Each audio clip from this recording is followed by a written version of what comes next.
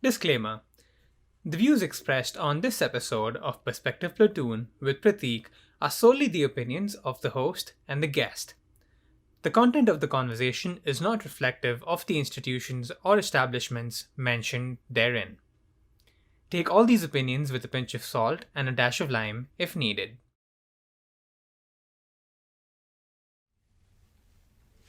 Namaskara, good morning, good afternoon, or good evening, whenever you're watching or listening, and welcome to this episode of Perspective Platoon with Prateek.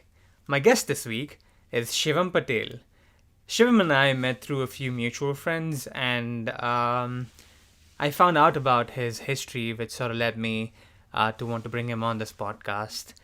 In this episode, we spoke about his switch in belief systems. We spoke about the time that he moved to Oklahoma from Gujarat, India, and we touched on a lot of topics about religion and certain intricacies and nuances within that and the Indian culture from his perspective. So there's a ton of things that you can relate to, there's a ton of things that you can learn, and there's a ton of things that you can just sort of revel in and enjoy from this conversation. So without further ado, I present to you Shivam Patel on this episode of Perspective Platoon with Prateek.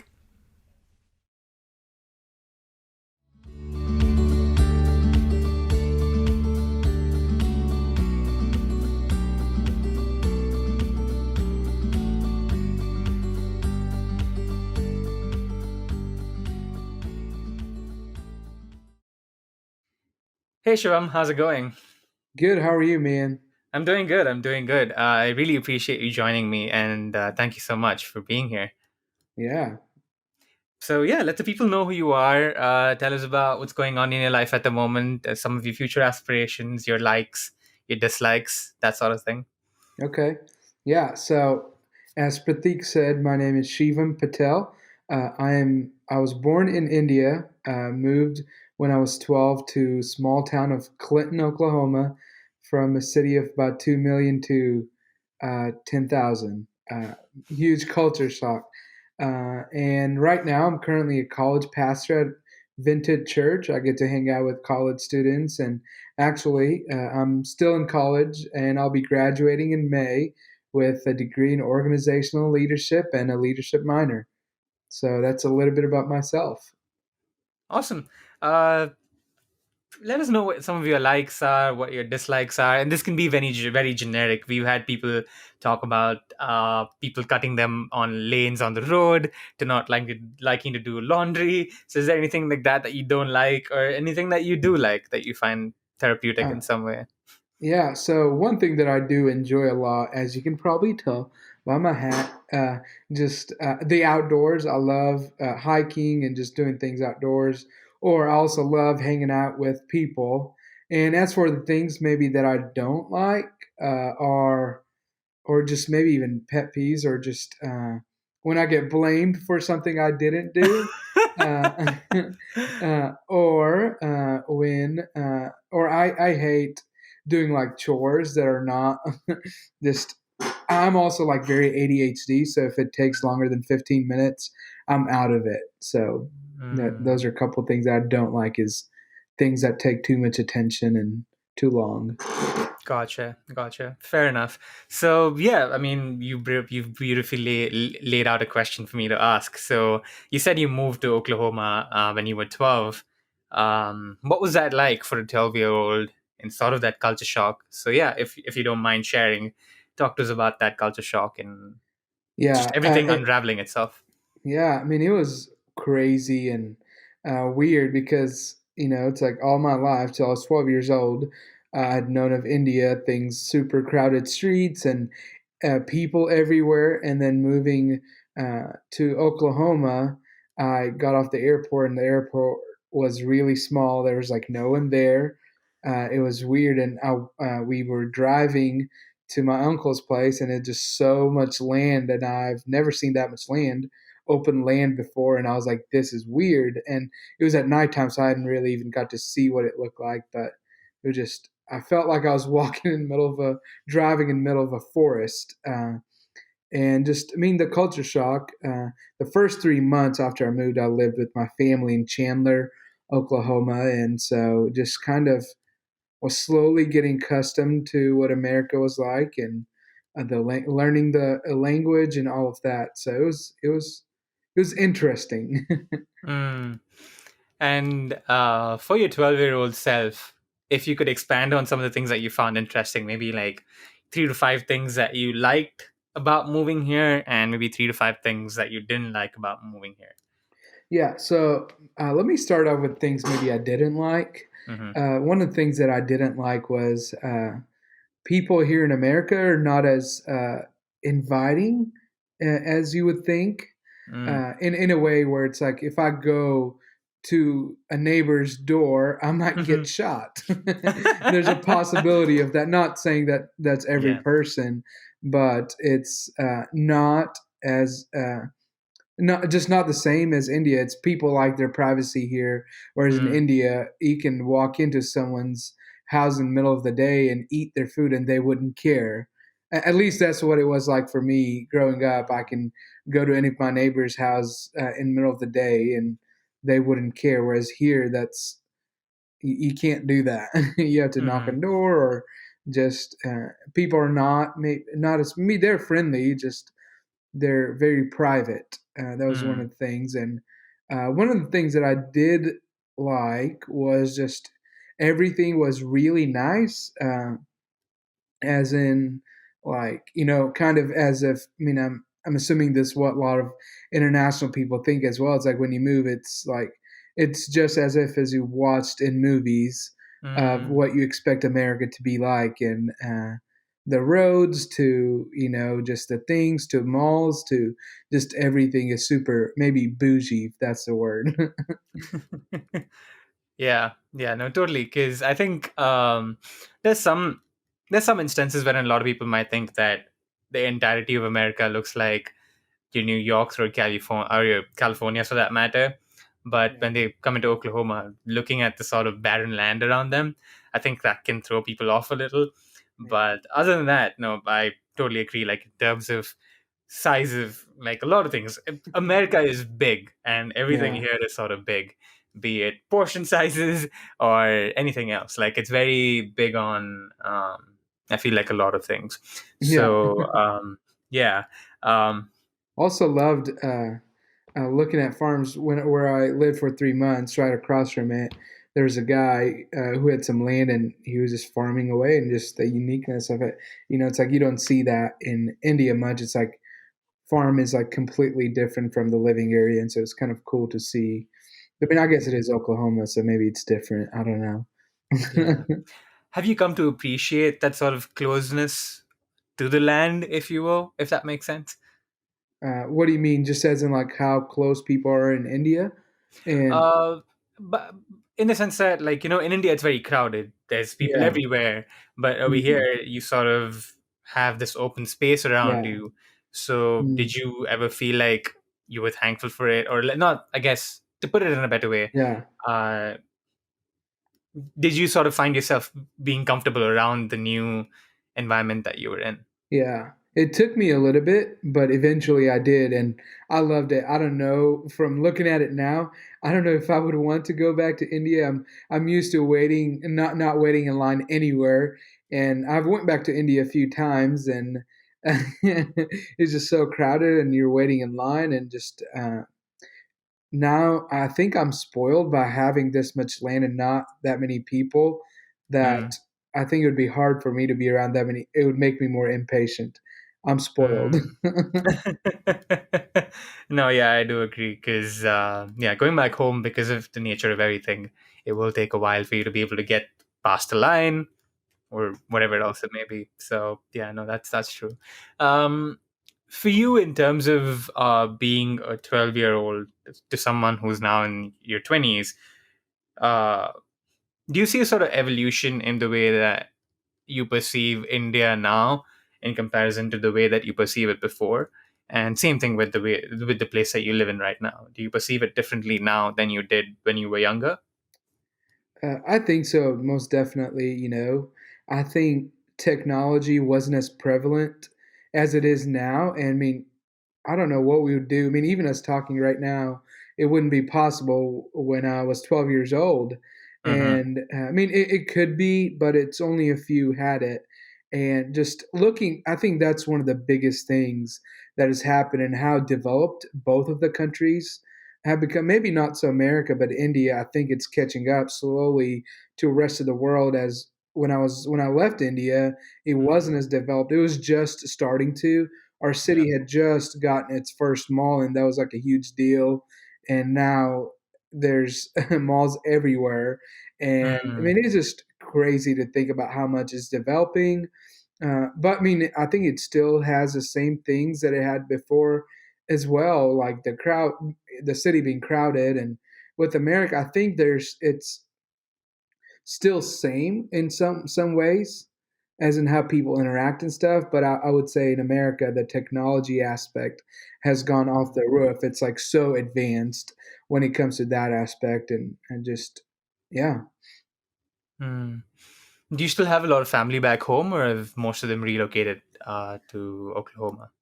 I would say I have family, a lot of family everywhere. Mm. I have some I still have quite a bit in India. They're the only, I mean, not a lot of close immediate family, but just a lot of relatives. And you know how Indian families are. There's Yeah. like, you know, aunts and second uncle and second cousin and third cousins. So I have a lot of those in India, but I also have a lot of family in United States, not just in Oklahoma. Actually, in Oklahoma, I only have my uncle that lives here. Rest of and my grandparents, both Mm. sets of them. But outside of that, I have family in California, Chicago, New York, Boston, just wherever you can think of, Gotcha. Atlanta, Mm. Florida, wherever you can, Houston, Dallas, all of those big cities. Gotcha, gotcha. Do you all have any family meetups once a while? I mean, I know now it's not as possible because of COVID, Yeah. but did you all like find a spot where everybody just came and hung out together, or was that sort Yeah, of? so most of the time, there isn't like a specific, let's say, family get together or Mm. like a family reunion, but it automatically just happens when there's a wedding or some True. type of thing like that, baby shower, something that happens. And so those are like, I guess, a family reunion where you get to see all the families in America at least. And I guess if there's a wedding in India, it happens Mm. there too. Gotcha. I see. I see. Bob, transitioning into something else, you mentioned that you're a college pastor at the moment. So talk to me about how that happened and like where did that journey start? Yeah, I mean, that's a long journey, but let me try to fit it in few minutes. And Take your so, time. By all means, take your okay. time. Well, okay. So I started, I mean, I moved here, like I said, from India when I was 12 years old and stayed 3 months in Chandler and then started eighth grade in Clinton, Oklahoma, which is Western Oklahoma, about 8 to 10,000 people. And I was not used to the American culture whatsoever. And I Mm. jumped in, and I was kind of in small ways bullied. Maybe not, I don't know if bullied's the right word. But just made fun of because I was from a different country, and Right. called names that didn't even relate to me, Mm. and so, but that's middle school American kids who are don't know what's going on, and in a small town Oklahoma, they didn't know better either, and so kind of started there, and then I was like, man, if this is what America's like, I don't want to be here. I did not like it, and then, but it was different, and I'm an extrovert, so I just continue to talk with people and just got to know people, and then started kind of went through eighth grade, that's middle school, and then went to high school my freshman year, and I decided that I wanted to play football, and I signed up for, they gave you a sheet of paper when you were enrolling, okay, here's all the sports that we offer. And I didn't know how it worked. I thought in India you just kind of have like a PT class where you just Mm. oh, that's for fun, but didn't realize it was the actual thing. So I checked mark football and tennis and just everything on there. Didn't realize what all that consisted of. Right. And so during that time it was football season, and I walk in and it's two a days, and by that it's like they're practicing twice a day, and they're in full pads, and so wearing all the different pads, and so I'm putting all these pads on. Never realized what in the world? Why are they making me put all these pads on? It was just the weirdest thing. And I'm putting, it's like I look twice as big with all these pads and helmet on, and I was like, this is weird. And but at this time, let me remind you, I'm like 4'9". Yeah. I'm not very, probably maybe like 5 foot, a little bit over 5 foot. I'm very short. Mm-hmm. Uh, and so it's like this little chubby guy walking out there, and so with all the gear, and then next thing you know, I'm getting tackled, and I was like, because it was two full pads tackle, and then I was like, this is weird, and the entire time I thought I was gonna play soccer. Because that's what it was called in India, and I was like, Right. football, okay, cool. Why am I putting all these pads on? The ball looks like an egg, and so that's how it kind of started. And then but during that, like there was people who were kind of bullying me, making fun of me, and Mm, but during that time there were a few friends who were really nice to me, and one evening they invited me to go to church with them, and I asked them, and they asked me if I wanted to go to church with them, and I was like, I don't know, I don't really, I didn't care, but at the same time I was like, I don't really believe in that, I don't know. I probably just, and my parents were strict at the mm, moment as well, so I didn't really paid much attention to it. But they were like, "Well, there's free pizza," and so I went for the free food and mm, did not listen to anything the youth pastor had to say. Messed around, goofed around, and they had free food every week. And I was a vegetarian at the moment, and I was like, "You mm, have cheese pizza." I went for the cheese pizza every time, and I was like, "Oh, this is great." And continued to go. And it was towards the after going for 3 or 4 weeks, I was like, maybe I'll listen to what this person has to say. If I'm eating their free food, I guess I at least owe them that. mm, And they didn't care. And he was just asking questions similar to questions I've always asked my parents about. Growing up, it's like, what's your purpose here on this earth? Where did you come from? What's going to happen to you once you die? And just a lot of those questions, I was like, and this is where, like, I would say curiosity started for me. And so I went home and asked my parents, why do we believe in what we believe? Where did we come from? Just some of those questions that I always wondered as a kid. Now, as an adolescent, and being a teenager, just my mind is churning and wanting to know all these things. So I asked them, and pretty much I did get few answers from them, but it was very generic, as in like, oh, this is what we've always believed. We're from India, and that is why we believe that. And for me, I was like, that doesn't make too much sense. I want to know more.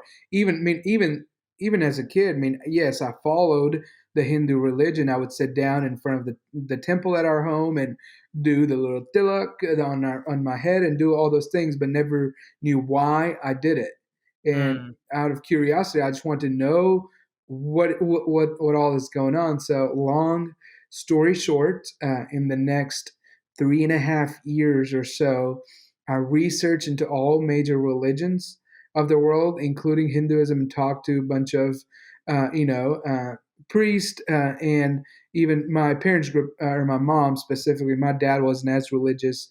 My mom grew up Swami Narayan. That's one of the gods, and so talked to some swamis and all of that. Talked to some imams in the Islamic faith, and some Buddhist monks, and just wanting to know. And even I was so confused in mm, those mm. times, but I was also so curious. I was like, what? What? I feel like there's more to life than just living it. Right. And in those moments, I was, and even Christianity, I was asking the local pastor and youth pastor millions and millions of questions. And as I was going through all of that, I read through the Bible, and read through the Bhagavad Gita a little bit, and read through the Quran and a lot of those things, and listen to a bunch of YouTube videos and podcasts, just and then got to a point I'm like, this is crazy. I'm listening to so much, not knowing what's true, and I mean, I just kind of prayed. I was like, whichever God you are, whether that's one of the million gods in Hinduism, or the Allah of Islam, Mhm. or any of that, I was like, just make it clear to me who you are. And as I kind of started praying, then I was looking at all different religions. Was drawn towards Christianity, whereas all religions in the world, as I started looking into it more, it says you have to earn, or you have to do things to earn your favor before God, whether that's, worship these things or perform all these rituals. You have to do things to earn your favor before God. And when I looked at Christianity, it says it's impossible for me to earn my favor before God, as because we're human, because we're sinful, that it's impossible for me to do earn my favor before God. So I was like, well, this is interesting. And so uh, towards the end of my junior year, beginning of my senior year, I would say for 6 months of it, I kind of, in a way, maybe hated Christianity. I was Mhm. like, no, it's just like any other religion. I have to earn my favor before God because that's what I grew up believing and thinking. It's like, this is exactly the things that I have to do. And it's just like other religions. You're just putting a different spin on it. And you're going about as if you can go on living your life just as normal without having to pay your prices. And in the middle of going through all of that, I think after 6 months of it, came to realization, yes, it is impossible for me to earn my favor before God, or do things, or earn good karma, or all those things, Mm. because I'm a sinful. Even one of my sins gets me disqualified because God is so holy, and I'm not. And so when I came to realization, and then looking at it, that there's not one person that did what Jesus did, it was lived a sinless life, died on the cross, and was died for my sin specifically. And realizing that, I think, even though it was a long process, I would say, as I was Mhm. looking into it, I think I publicly said that I was going to be a Christian, because in that moment, I believe, the Holy Spirit, as in say, or God, was speaking to me and saying Mhm. that this is, and even the prayer that I prayed, I was like, whatever God you are, make it clear to me. And it was, the Jesus of Nazareth that made it very clear, very evident. And from that point on, uh, uh, I chose to believe in Jesus and what He had done for me, and I think my life was transformed before. Not, I mean, yes, it was like I came to realization. It was logical thinking, but at the same time, I think there were supernatural things that happened in my life. My lifestyle changed, not because of me just working better towards it, because now I believe and love God, my life looked completely different than it did before. I didn't have the same desires to live a life of sin that I did before. Obviously, I'm a human. I'm going to continue to mess up. But now I Mhm. have someone that I can put my faith in. It's not dependent on me to earn my favor before God. It's dependent on what Jesus had done on the cross. And so that's what I put my faith in. And it was just a sense of security for me and start. And then, but I didn't really tell my parents as I was kind of doing all this, and I was afraid what their reaction would be. And until this point, I was like, uh oh, I was scared. I kind of hid my Christian faith from them in Mhm. response of fear, even though they're pretty acceptable of other religions. I didn't know what was going to be their response. And eventually, when I told them, it didn't make sense to them. They're like, no, no, you're from India. You're Gujarati. That means, that's what you grew up in. You don't change religions. And I mean, at this point, I'm in senior year of high school, and I'd grown my faith and all of that. And then I told him, like, you're right. I am still Indian. I'm still going to be involved in the culture aspect of it, but the exclusivity of Jesus, that's what was hard for them to understand. And then I was like, no, I follow. Jesus, and they didn't understand what that meant. Like because, and I would say, and you'd probably agree with me, that religion and the culture super intertwined together. That it's hard to separate Mm-hmm. that. And so I was kind of faced with that, and eventually, uh, my dad told me that if I was going to be a Christian, I couldn't be part of my family. And he was like, "Hey, you can leave my house." But then about 15 minutes later, after I left my house, I came back, and I came back, and he was like, "Well, since you're my only son, their obligation was to let me stay with them," and I stayed with them, and it was hard for me to understand. I was like, "Is this what I get for following a different religion or following this Christian God?" But at the same time, I knew it was worth it to follow that. The reason why is because as I was reading in the Bible and just learning more about God, that my relationship with my parents is, in the Indian culture, that's your parents are everything to you, and they're Mm-hmm. super close. When I look at it from the scriptural standpoint, yes, but my relationship with my parents will end at some point when I die or when they die. My relationship with God is an eternal relationship where it's never going to end. And yes, even though my mom gave me birth, I was needed to get in scripture. It says that I was knitted together in my mother's womb by God. And so just realizing those things, I was like, my relationship with God is the most important relationship that I will ever have or that I ever, uh, you know, had. And this is it for me. And I was like, no matter what it would cost me, I was going to follow Jesus. And then, but there was cost to it because my family didn't accept it at first. And Mm-hmm. then going from that, I mean, even I'm not going to go into super detail. I even went back to India where I was even asked to renounce my faith, even threatened to be killed, and even put in front of different. I don't know if you know Matajis. Have you heard of that? Mm-hmm. Like to make me renounce my faith, and I mean, just went through a lot of different things and had to endure a lot of that because of my belief in Jesus and because it's so countercultural Mm-hmm. for me. But this is something that I decided to put my faith in. This was everything for me, no matter what it would cost or no matter the bribe. Mm-hmm. So hopefully this made sense No, it a did. little It did. bit, and It I did. didn't go in super details, but just basically, if I went in super details, we'd be here for hours. Mm-hmm.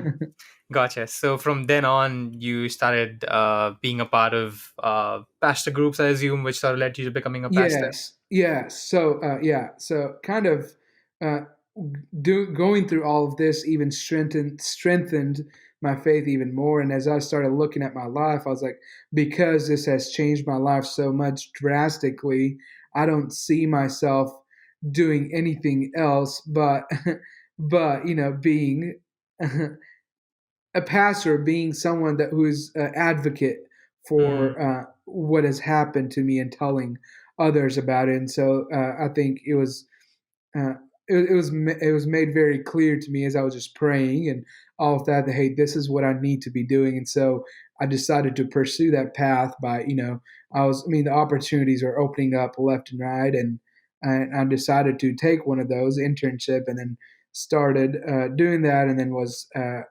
offered a job here, and then now actual full time at the church as a college pastor, just hanging out with college students and sharing my faith and publicly speaking and a lot of other things that come along with being a pastor at mm. a church. And I was just recently ordained, which I guess makes it somewhat official in October. Awesome. That's awesome. That's awesome. You said something about how it just the whole process of you seeking your faith in Jesus. Correct me if the way I'm putting it is wrong. But yeah, like that process of seeking faith in Him.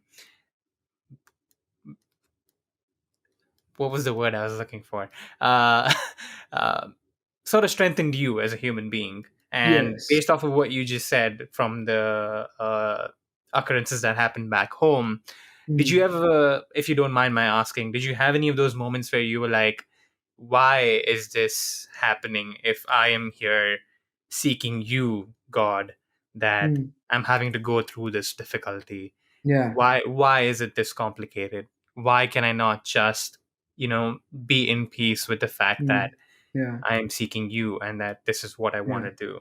Did you Yeah, ever have that sort of feeling or inclination? 100%. When I first came to faith, it was happening, very often as I was thinking through that. But at the same time, like when I look at and when I read the scripture specifically in Matthew 10, it even makes it. I mean, it's kind of hard, when you look at the Bible. It's not just all great thing that it talks about.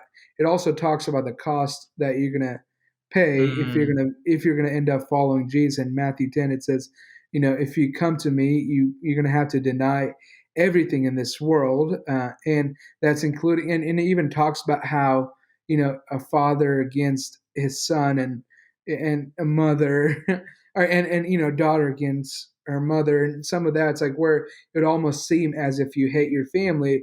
He didn't come in this world to bring unity, but to sword against sword in a way that's like, hey, if you really are going to follow Jesus, that means like people are not going to look at you the way that rest of the world might look at you. There's a cost to following Jesus. You're going to be uh, different, and people might not like that in response.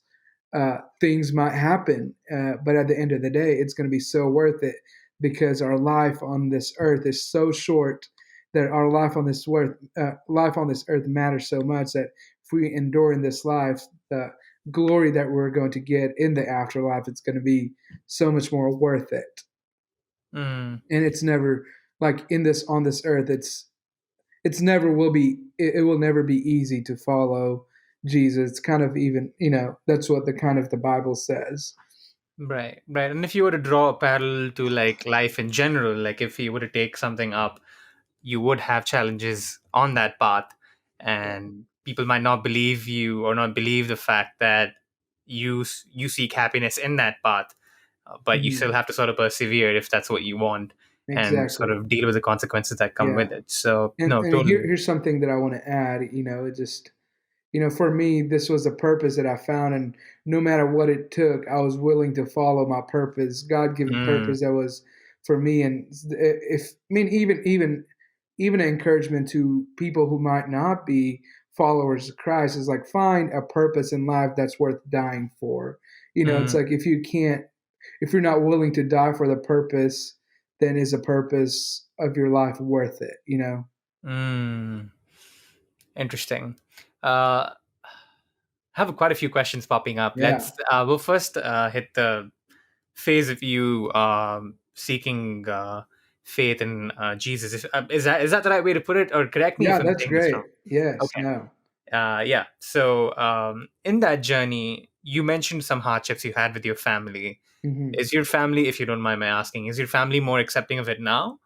Or 100%. So okay. it initially they wanted me to renounce my faith and all those other things, but excuse me, as time went on, they just kind of accepted me for who I was as a person. It's like, okay, this is who you've missed from now on. That doesn't mean it still isn't hard as I'm engaged right now and I still love my culture, but I'm not going to follow in the religious aspect of the Hindu faith. So it's hard to navigate between those things. And as I'm even planning a wedding right now for me and my fiance who comes from a American white background. So it's like just two cultures coming together. I mean, there's still things that I deal with, but at the end of the day, I think to me it's worth it.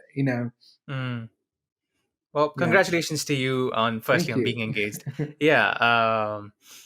So if you don't mind sharing, what was it? I mean, I you said that you came back home after 15 minutes or so when your father initially told you to leave the house. But if you can remember anything that happened at that moment, did you know where you were headed? Did you know what you were gonna do at that point in time?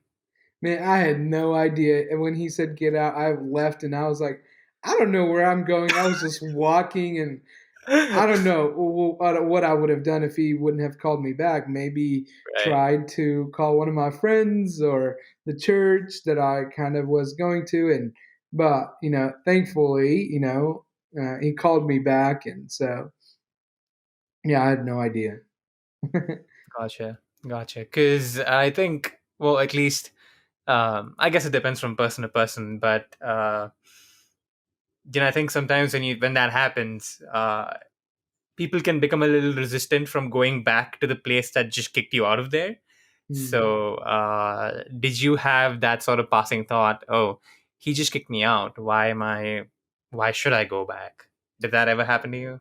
Yeah, initially I did, but at the same time, like I knew that I loved my parents, and Mm, also still to this day, I have a desire for them to come to know this Jesus, mm, and so it's like part of that. It's like initially, man, like why this not worth it, but there was something in me that was like I love them and I care for them, and I'm gonna do whatever it takes to not necessarily obey them, but honor them and mm, as my parents and respect them as my parents, even if I can disagree with them about the things that I believe in from about when it comes to having a faith and believing in a God. It's like even if I don't agree with them on that, I can still respect them and honor them because they're my parents. They love me so much, and I never doubted that they didn't love me. They cared for me, and they still deeply care for me. Just I don't believe in the same God as they do, and it's like I still want to respect them and honor them, and they love me like crazy, and so I never doubted that. gotcha. Do you think that that sort of response that they had to everything that happened stemmed from a good place? Because, I mean, I'm sure it did, but like the reason why I'm asking that is because a lot of the times I feel like our parents stop us from doing certain things because I don't want to say this wrong, but I believe they believe rather that following things a certain way is what will keep you happy. And at the end of the day, they want to see you happy. So, did you ever feel that sort of sense of like, oh, they do want my happiness? It's just that we don't look eye to eye in Yeah. our belief systems. Yeah, 100%. Initially, that's all they've ever known. And so, kind of looking at it from their perspective, it's like they have a child who's following a different religion. Mm, I mean, that has to be crazy for them. And even they've endured so much because of my faith from other family members and I was how just thinking they've about that. talked Yeah. about that. And it just, it's like they've endured so much for me where it's hard for them. Yes, they care for me. And they would like for me to be fully involved in the Indian culture and fully involved in the Indian religion and in the Hindu religion and all of those things. But at the same time, like I get it where they're coming from, where Mm, they think this is the best for me, and that's all they've known for me. But at the same time, just for a lot of Indian parents, I would say, and without realizing it, I think they might be even part of them might be trying to live their life through their children's life as well. And I think that's hard, and that's something that I had to understand as I grew mm, up even more. It's like even looking at it's like if I ever have a child, like I'm gonna let them do what they're being called to do. Yes, I'm still gonna, tell them what's right, what I think is right, and all those things. But at the end of the day, I don't own them. They're their own person, and even as young child, I'm going to tell them and show them what's right and lead them in the right direction. But at the end of the day, it's their decision to make, and even if I don't support it, I will let them know. But at the same time, like they're their own person, I can control them, and that's part of the thing that I think our parents' generation have a harder time maybe mm, understanding. Okay, it's their life, kind of, and maybe some do. Just I think just some traditional Indian parents have a harder time understanding that hey, they're their own different person wanting a lifestyle for themselves. Like, as growing up, I would say probably a lot of Indian children, either if you're a guy, either you're going to be a doctor or engineer. And that's what kind of they have for you. And like, mm, obviously, they don't see the desires that are within you, to do different things. And so, like, initially, even for me, it's like I was in a way even forcing myself towards those things, but I'm like, not attracted, not capable of those things whatsoever.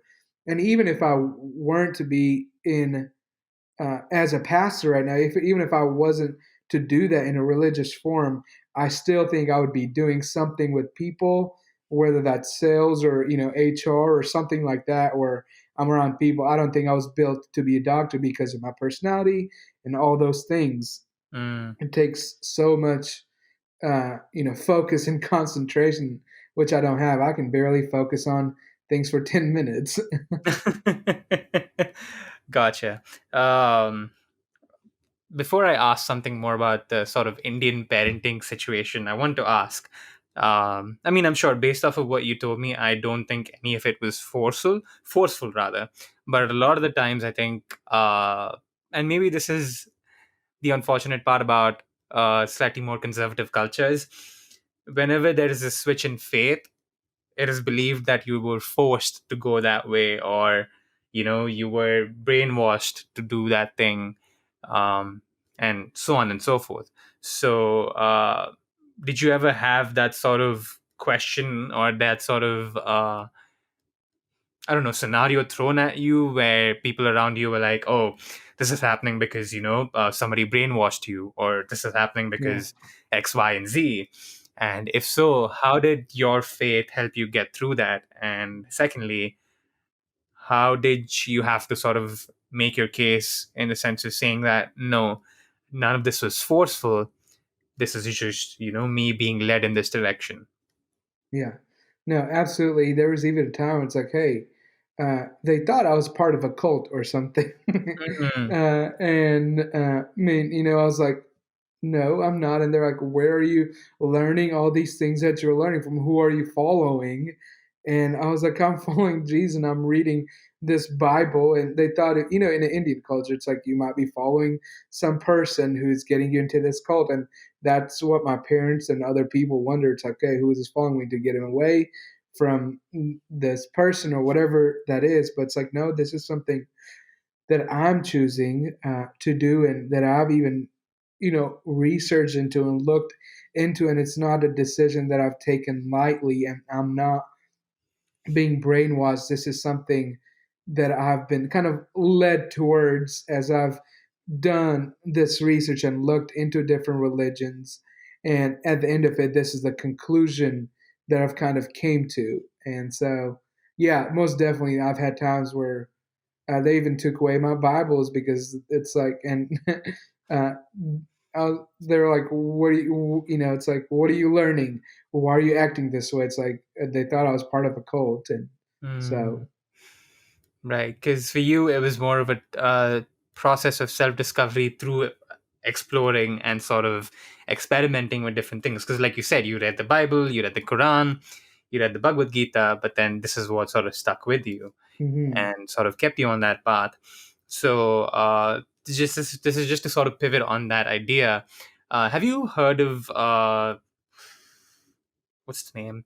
Westboro Church or Westboro Baptist Church? yes, Westboro Baptist Church, yes. Yeah. So, I mean, the reason that why they bring that up is, Uh-huh. um, I've had a conversation with a friend or two about this too, where that church has a reputation for being slightly more extremist, if hmm I could put it in, Yeah. if I could put it in that way. Do you feel like those, but I mean, correct me if I'm wrong when I'm saying this, hmm do you think that those interpretations of religion, be it the Westboro Baptist Church or any other cult like figures or groups that you see in any other different religions, are those a result of the interpretation that people make, or are they just seeing something that we're not seeing? Yeah, I think initially it starts off as something small that they see a difference in. It just towards the end of it, it just gets so drastically away from the truth that they're. I think it's more to deal with pride than anything Mm, else, where it's has to do with them kind of even being that one church that's they don't entirely see. Uh, they don't necessarily. Uh, First of all, let me get it clear. This is kind of hard to explain, but they don't they don't represent a rest of the Christianity, Right. and I think how they come to that is I don't know. I think they take the extreme. They take the Bible, I would even say, out of context, or even Mm, want to apply specifically that align with their personal values rather than them aligning their values to the Bible and whatever kind of they want to get out of it, what they want other people to understand. That's what they're kind of doing, that with taking things out of context and kind of like condemning people, and mm, it's most extreme and not accurate at all. Some of the things that they say might be true, as mm, in it's kind of saying that in the Bible, but it's completely out of context how they're putting that in front of mm. people. That's Right. not, I mean, you look at it, goes completely in opposition of how Jesus lived his life on this earth. The 3 years that he did ministry from when he was 30 to 33, that goes completely opposite against what he did. He had compassion towards people. These people do not. They Mm, condemn the people where, I'm even reminded of a story in the Bible when there's a lady who is caught in middle of, who was a prostitute, was caught in middle of that, and there were Pharisees, as in religious people, and a lot of people were gathered there, and uh, it's like they wanted to stone her because she was a prostitute and she was a right. sinner.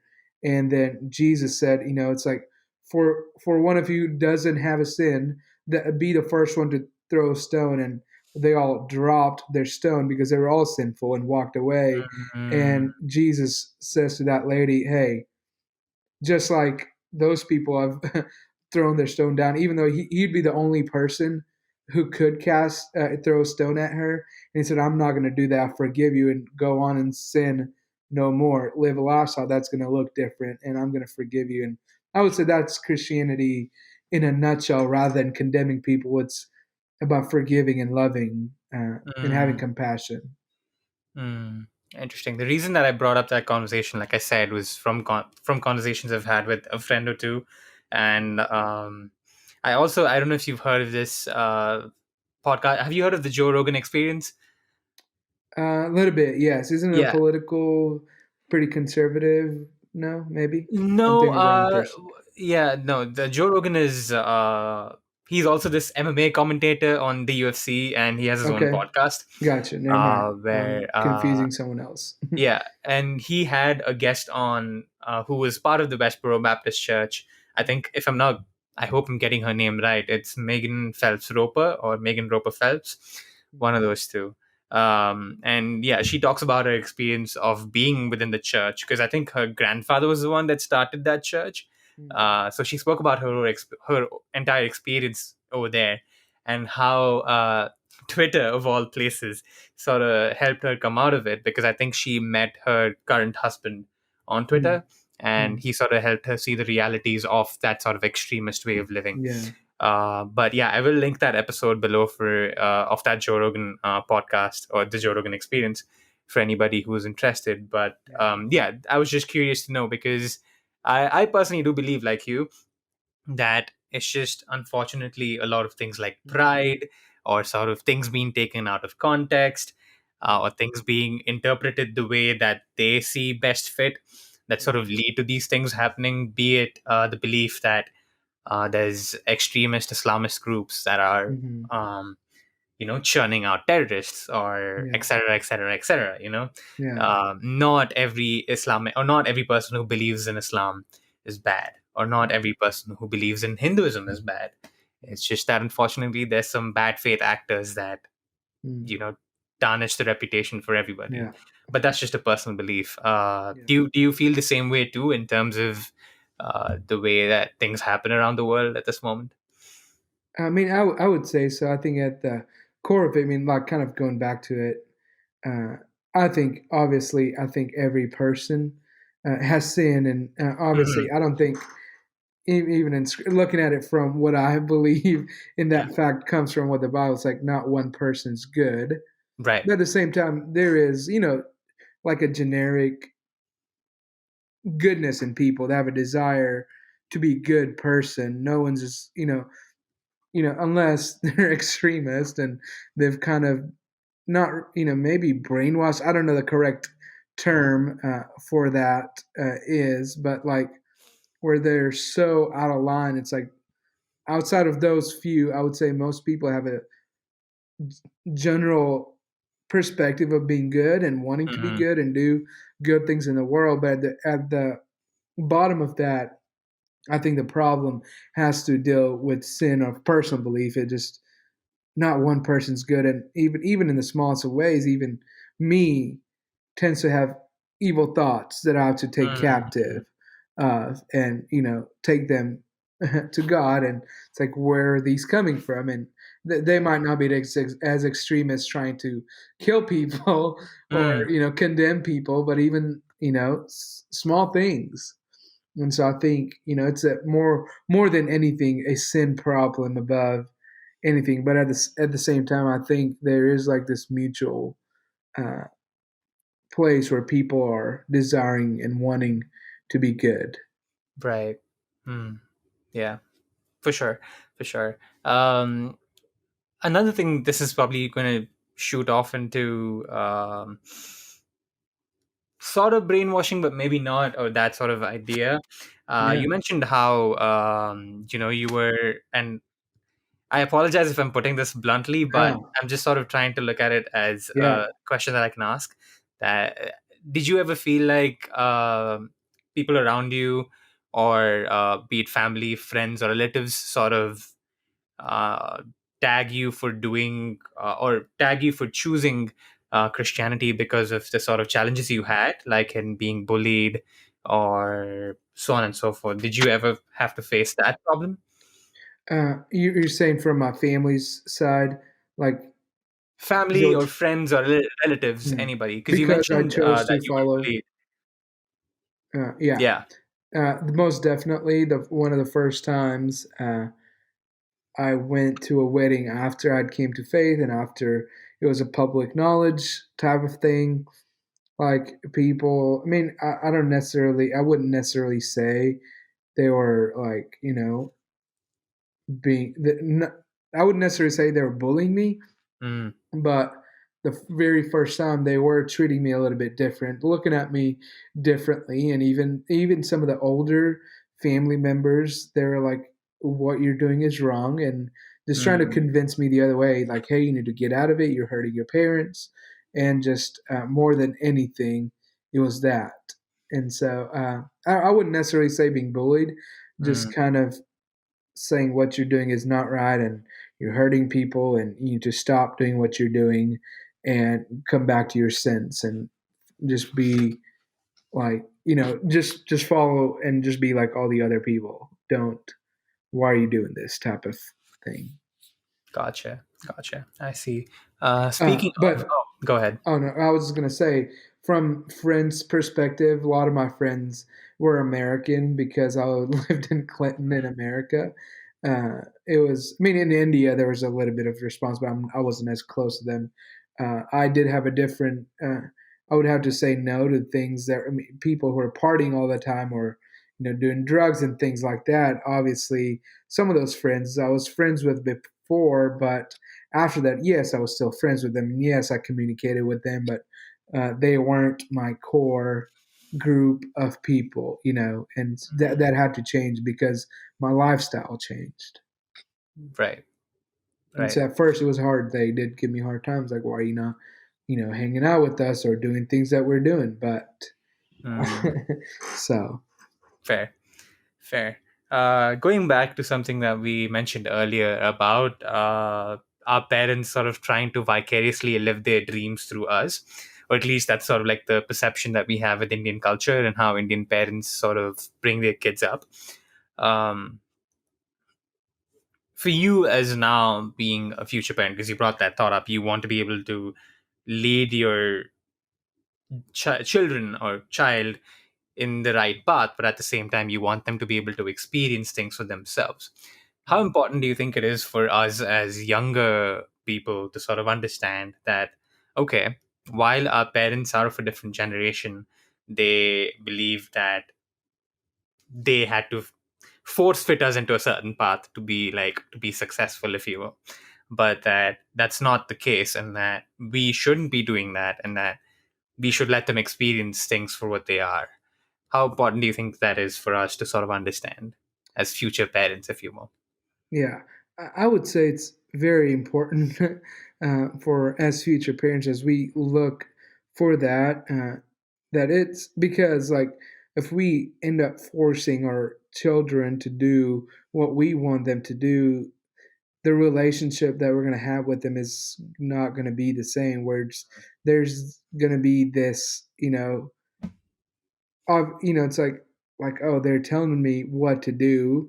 It's not going to be the same as it would be if you were letting them kind of choose for themselves. Obviously, still lead them in the right direction.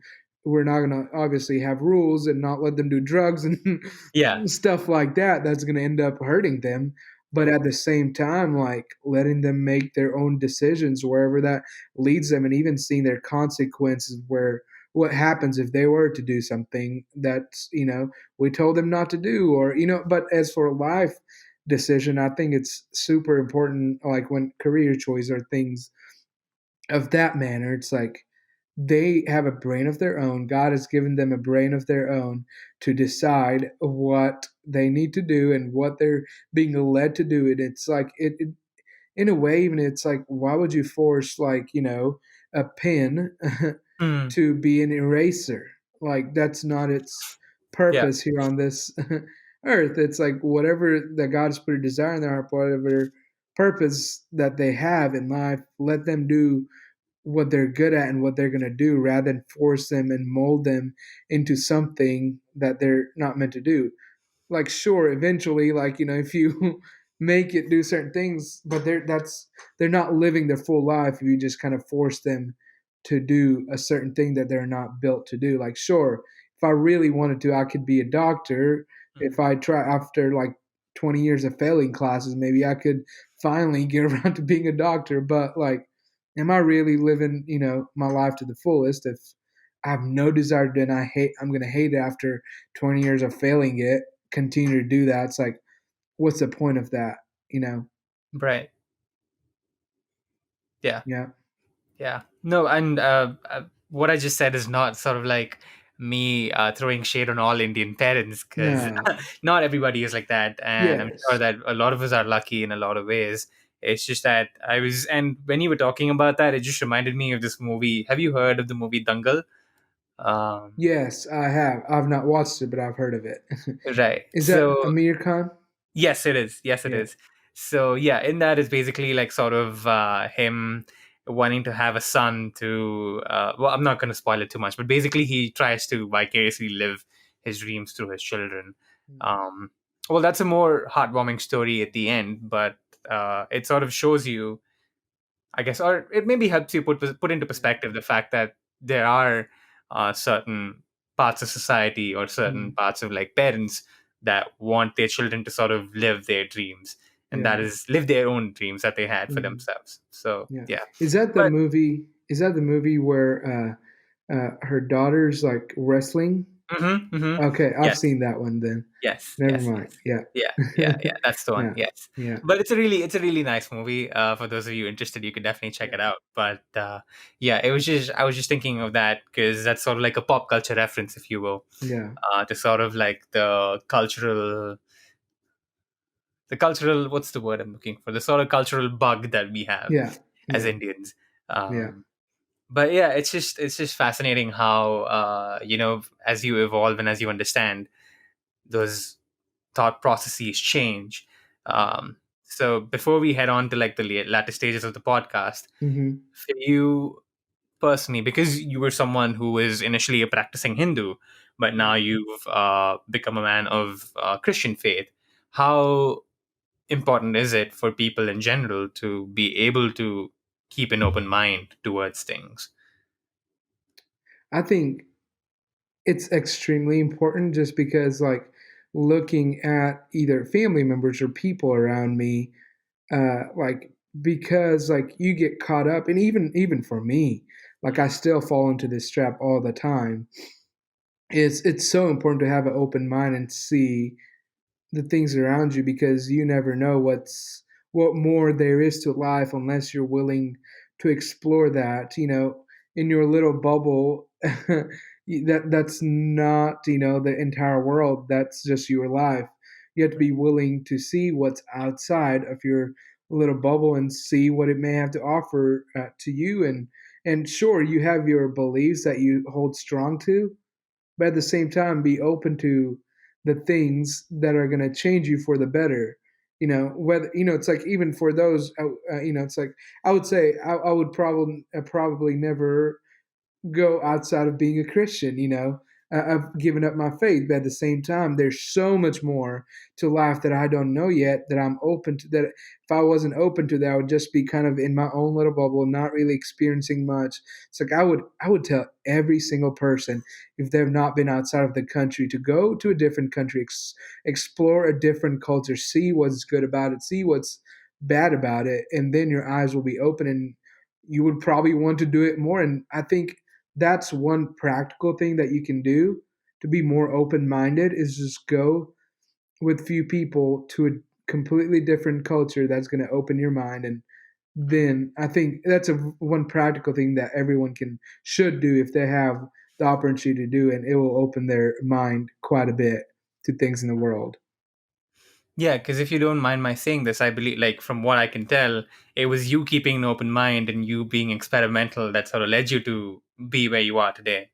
Am I correct in saying that? 100%. It was a curiosity in me. It's like having an open mind and understanding, because initially it's like, no, absolutely, this is my only faith. Hindu is my only faith. And it's like this one, and never not really even knowing why I believed in it, but being Mm, so stuck in it. It's like, I think that's where we have to put our pride aside and really see what's really out there. It's like, gotcha. what Shivam always doesn't have to be right.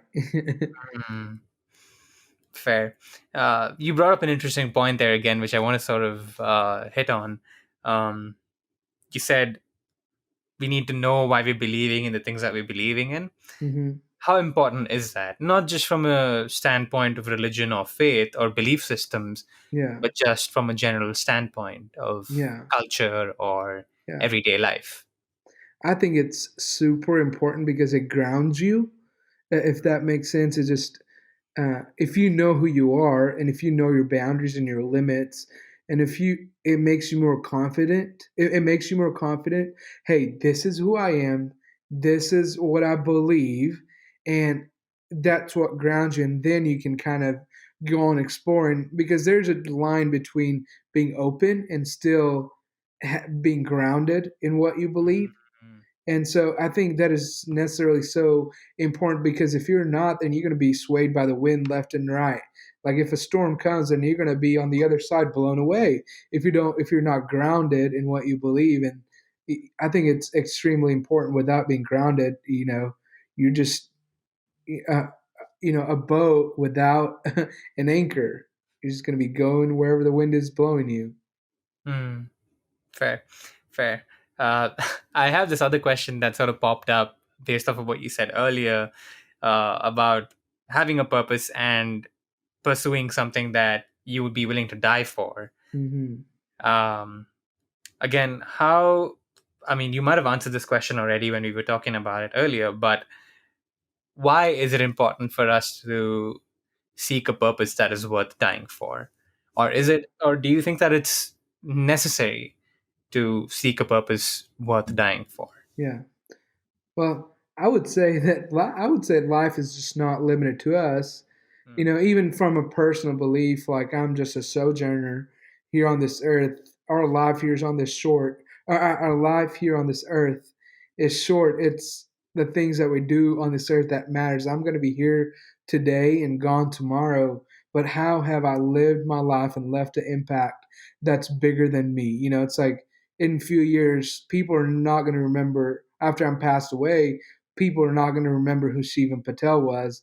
But mm, if I had left an impact on people, if I had mentored people, if I'd done things that was bigger than just Shivam Patel, people are going to remember that. And I think that's, for me, that purpose is sharing the good news of Jesus. And for me, like, I mean, if you really look at even that, it's like it started with Jesus and his 12 disciples, and now it's the largest religion in the world. There's a reason why, because like it was those some of those guys, they didn't care about who they were. It was about the purpose that they were carrying with them that was much more important than them, because like we're all going to pass away at some point. We're all going to die at some point. It's just what we do with our life in that moment, because our life is momentary. It's short, Right. and it's like, how are we going to live that life?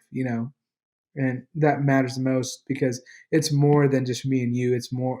It's Mhm. and it'd be different for different people. For me, it's about God, and for other people, it might be about something else that's doing their life that gives them a bigger purpose.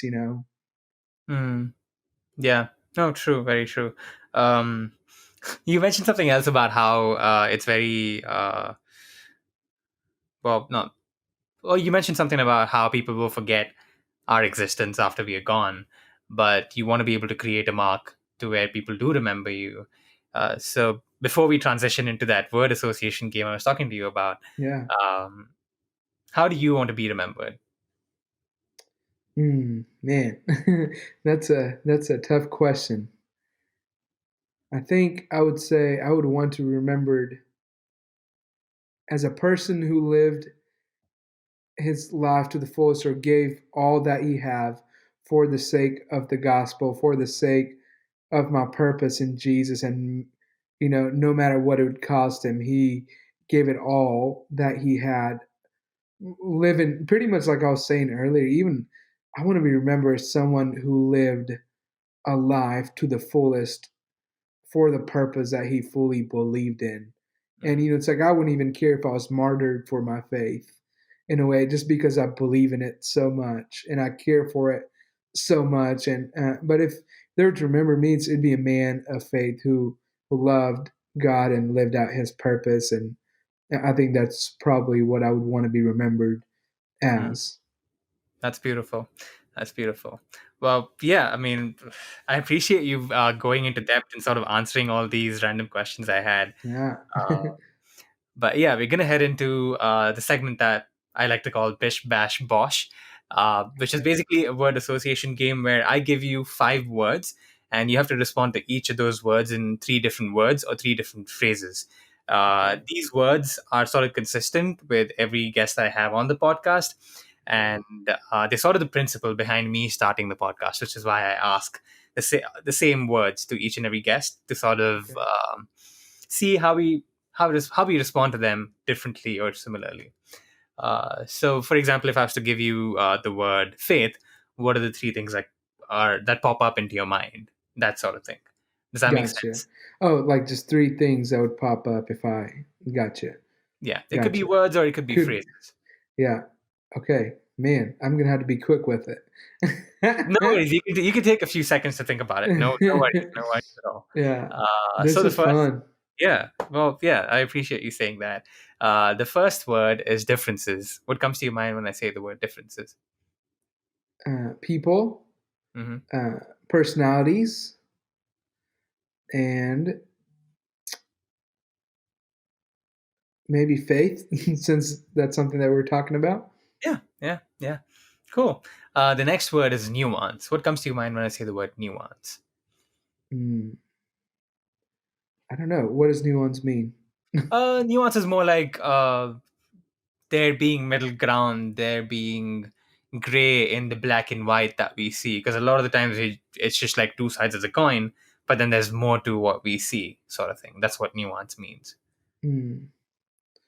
Can I like just quickly Yeah, look go up for it. Go for it. just so I can answer that? Yeah.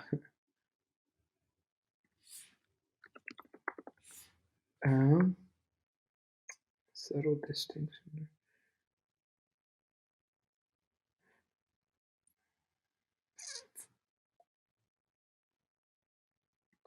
I don't know. That's a tough one. uh, like I don't know. It could be anything that pops up to uh, your mind, honestly. uh, just making decisions, Mm, maybe just like values, mm, and maybe just interest too, like what people are interested in, right, and just right. those things. Like they can be gray areas. Mm. Yeah, Sorry, no, that took a. I was it's all good. No worries, no worries. The third word is learning. What comes to your mind when I say the word learning? hmm, learning. Shivam Patel. No, I'm just kidding.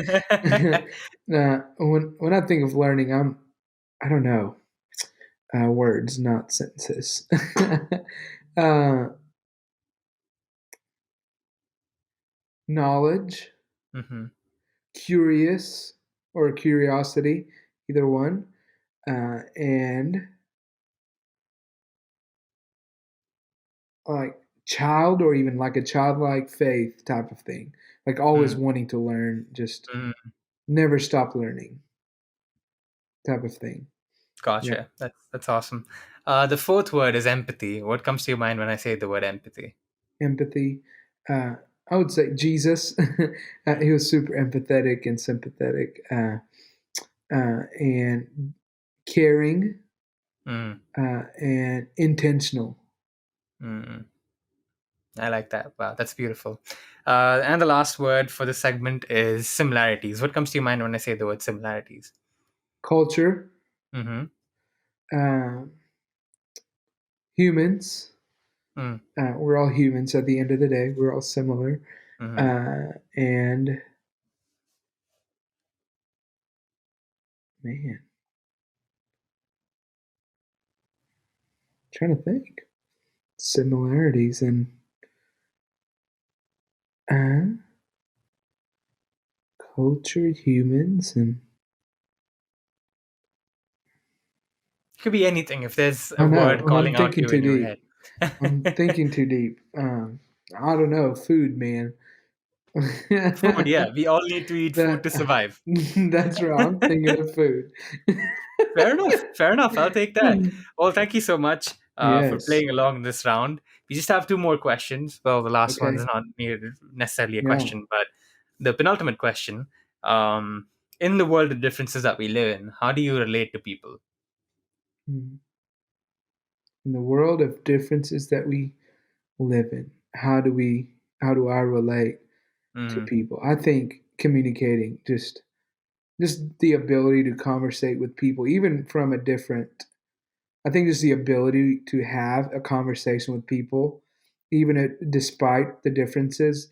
I mean, we're seeing that today in our cultures, as people would call it, the culture. mhm, It's like I think just the ability to have a conversation with someone else. I think you would be able to do that, whether even if you don't know the same language. I think you can still do that by signing and just having a conversation with people. I think that as time goes by, more and more people are just canceling people mm, rather than just being willing to listen to what the other person has to say, despite the differences. And I think we're able to learn from each mm, other if we're able to move past those differences.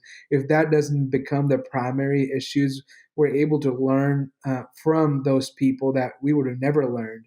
Like for right. me, I will talk with anybody and everybody. I don't care how crazy of a dude that is. It's like, or like even politically, like I would say I'm pretty middle ground. I'm not Mm, super conservative or liberal, but let's say mm, even if I were, it's like I will talk to the craziest conservative and be able to hold a conversation who's loves Trump and wants to love all the guns and all that, and you know, I will also have a conversation with someone who's super liberal and into, all, like all the things that they might be in. And I can have a conversation just because we're able to move that past those differences and we have the similarity of being a human mm, and live and laugh. And I think it also creates an opportunity to talk about a deeper purpose with whoever that is. yeah. Maybe I'm being a little greedy over here, but I want to ask you, uh, have you had any of those experiences of having to talk with people of extreme sort of political alignments? And you don't need to go into specifics, but if so, how did that help you? Or What helped you sort of bridge that gap? Yeah, I think truly one of I mean, yes, I have.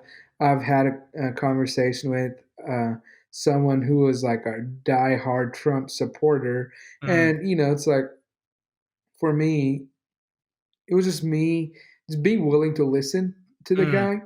mm-hmm, I necessarily didn't want to argue in that moment. I just wanted to listen to what he had to say, and one of the coolest things that I got out of that experience is I was able to, in a smallest of way, like obviously I don't believe in that, but still be able to relate to those people and why they think the way they're thinking. And if I mm, weren't to have that conversation, I wouldn't have known why they believed or why they, you believed in the way that they did. And I right. think that was super important to me. And I necessarily don't have to believe that, but necessarily also don't have to argue that. I'm like, okay, I just want to know what you believe in. Here's why you believe it or why you voted for this or whatever that might be. And so 100%. Gotcha. No, I think that is very important in the world that we live in, and you put it beautifully. Because if the cancel culture or sort of like the differences in opinions, we need to be able to learn to see, or at least accept, that there are different perspectives around us, and that people will just see things differently, and that we can't eye to eye with them, but we could still agree to disagree and live together as people. Yeah. So that is Yeah. beautiful. Uh, Yeah. the penultimate question, well, not really a question. Uh, I leave us with a positive quote or a positive thought. Hmm. Positive quote. Can I use something that I've used before maybe in By all means, by all the means, podcast? Hmm. Okay, give me a second. I'm thinking. go for Uh, it.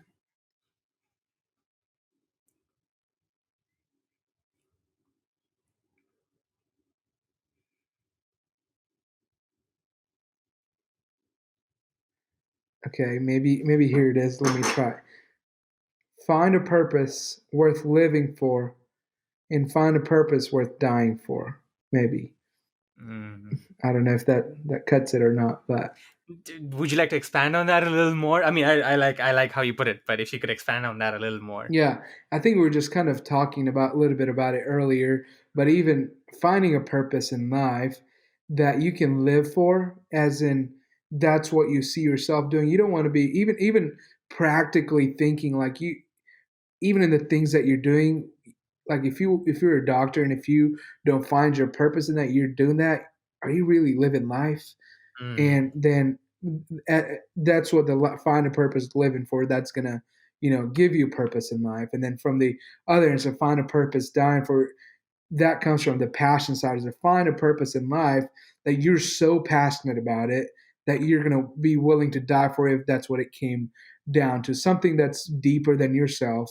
MLK was died. I mean, that's from like a secular point of view. MLK died for a purpose that he really believed in, but he also lived for a purpose that he believed in. Towards when he was doing, his freedom speech and all of that. I have a dream. That was something. So I think something similar to that. It's like finding a purpose that is worth living, and then it's like find a purpose that's worth dying for. Mm. That is beautiful. That is really beautiful. Thank you so much, Shivam, for taking the time to sit down with me and having this conversation. I really appreciate it. Thank you so much. Yes, sir. This was great, man. I enjoyed it. Thank you. Enjoyed Yeah, it. I'm glad you did. I'm glad you did. And for for all of you listening or watching, thank you so much for joining us. Until next time, take care. Thank you for watching this episode of Perspective Platoon with Prateek. Make sure to follow Shivam on his social media accounts and mention in the comment section below some of the things that you found interesting or intriguing about the conversation. Make sure to also check the description box below for other sources of information and content that we might have talked about today. Make sure to like this video, share it around, and subscribe to the channel, and make sure to hit that bell icon to never miss another episode. If you've made it this far, thank you so much once again. I really appreciate you joining in on the conversation. Until next time, stay safe, take care, and don't forget to keep your mind open to different perspectives, because you never know. Random relatability might just be around the corner.